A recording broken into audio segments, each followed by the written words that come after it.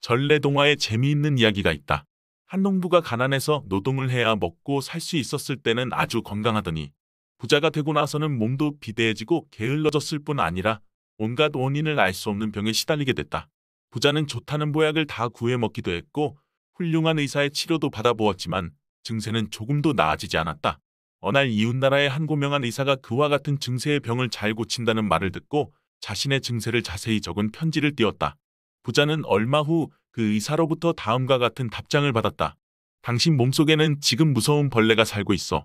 나에게 그 벌레를 죽일 수 있는 특효약이 있으니 이리로 오기만 하면 당신의 병을 고칠 수 있어. 그러나 마차를 타고 오면 덜컹거리는 통에 벌레가 놀란 나머지 몸속에서 소동을 벌여 당신은 죽게 되니 꼭 걸어서 와야 합니다.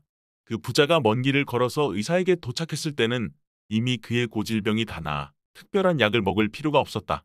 미국 버몬트주에서 109세까지 살았던 윌리엄 애니키 노인은 죽기 얼마 전 그의 장수 비결을 묻는 사람에게 청결한 생활과 걷기라고 짤막하게 대답했다. 케네디 대통령의 어머니 로즈 여사는 90세가 넘도록 매일 4에서 5km를 걸었다. 건 대통령으로 알려진 트루먼 대통령도 88세까지 살았다. 세계를 일주하며 장수하는 사람들을 연구한 바 있는 매사추세츠 일반병원 약학 과장인 알렉산더 리프 박사는 오래 산 사람들은 대부분 걷는 것을 습관으로 하는 사람들이라는 것을 발견했다. 오래오래 건강하고 행복하게 살려면 걷는 것이 가장 확실한 방법이다. 매일 오랜 시간 활발하게 걷는 것을 잠자는 것이나 식사하는 것처럼 습관화할 수 있다면 장수한다는 것은 이미 보장된 것이나 다름없다고 그는 결론을 내렸다. 한국에서도 새벽 일찍 일어나 동네 뒷산에 오른다거나 길거리를 1시간 이상 활개 치며 걷는 것을 습관으로 하는 건강한 노인들을 많이 만날 수 있다. 그들은 걷는 것이 건강의 최고라는 것을 체험적으로 알고 있는 것이다. 발이 힘을 잃으면 노화 진행 속도도 빨라진다. 인간이 동물과 구별되는 특징 중 한 가지는 두 발로 서서 보행하고 이동하는 것이라고 할 수 있다. 서기 위해서는 기림 능력이 필요하다. 그런데 그 능력은 나이를 먹으면 차츰 쇠퇴해 본인은 똑바로 서 있는 것 같아도 사실은 쉴 새 없이 흔들리는 채로 서 있게 된다. 또 몸이 흔들리는 정도에 따라서 요통 발생률도 높아진다. 발이 약해지는 것은 고령이 되고 나서 갑자기 오는 것이 아니다. 젊어서부터 근육 트레이닝이 부족해 오는 것이다. 꼼짝 않고 10분간 서 있기란 어지간한 젊은이에게도 곤욕이 아닐 수 없다. 계단을 오를 때에는 자신도 모르게 숨이 차거나 무릎이 뜻대로 펴지지 않아 허리와 다리가 약해진 것은 아닌가 해서 푸념을 내뱉는 경우가 있다. 이들은 대개 40대일 가능성이 높은데 그것은 발의 근육이 약해졌기 때문만은 아니다. 60세가 되면 20대의 80% 정도의 악력을 유지하게 되지만 강력은 50% 정도로 떨어진다. 60에서 70세에 평균적으로 가장 약해지는 기관은 호흡기와 소화기이다. 이들 장기는 운동기관인 뼈나 근육에 매우 중요한 영향을 미친다.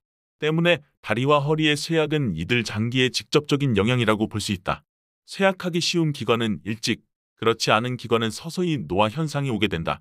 이를테면 뇌는 좀처럼 늙지 않는 대표적인 기관이다. 나이 들어서 기억력은 떨어지지만 창작 능력이 그대로인 사람들을 많이 볼 수 있다.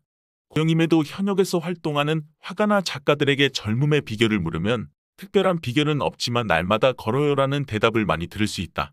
발의 혈관이나 신경은 두뇌와 내장에 밀접하게 연결되어 있다. 때문에 발의 노화는 치매나 노화를 촉진한다. 발을 강하게 하는 것은 단순한 강력을 증가시키는 것만이 아니다. 발의 강화는 심장, 호흡기, 내장의 강화로 이어지며 나아가 우리의 몸을 강건하게 만드는 것이다. 천수를 누리려면 걷는 것이 백약의 명약이다.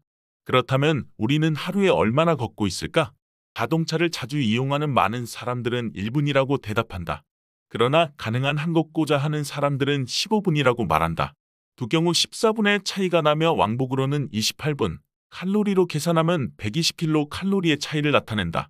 현대 생활에서 편하고자 마음먹는다면 거의 움직이지 않더라도 생활하는 데 지장을 느끼지 못한다.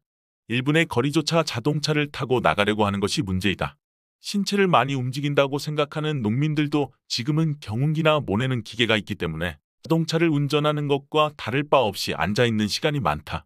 더구나 회사에 근무하는 대다수의 사람들은 오전 내내 의자에만 앉아있게 되고 이동할 때도 자동차를 주로 이용한다. 이렇게 에너지를 소비하는 시간이 적다. 우리나라 사람들이 하루에 걷는 걸음 수가 어느 정도 되는지를 측정한 대한걷기연맹의 조사에 따르면 집에서 한 발자국도 밖으로 나가지 않는 사람은 일일 약 1,000보였으며 밖에 나가지는 않지만 집안에서 청소나 세탁 등 일을 하는 여성들은 아무리 많이 일한다고 해도 일일 3,000보를 넘지 않았다. 직장인의 경우는 어떠할까?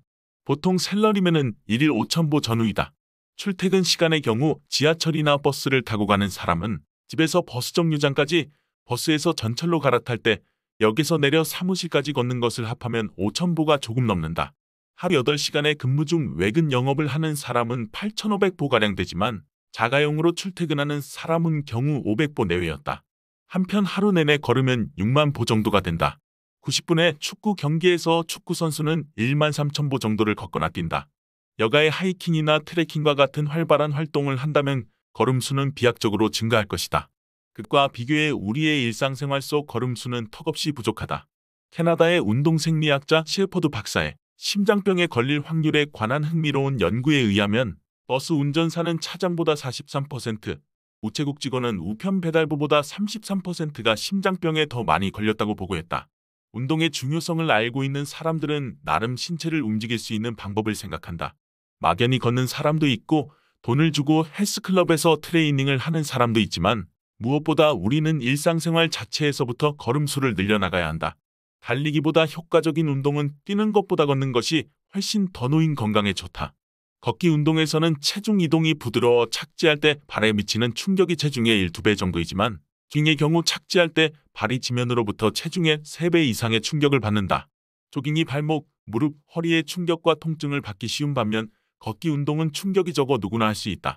걷기 운동이 우리 몸에 얼마나 좋은 영향을 미치는지는 이미 잘 알려져 있다.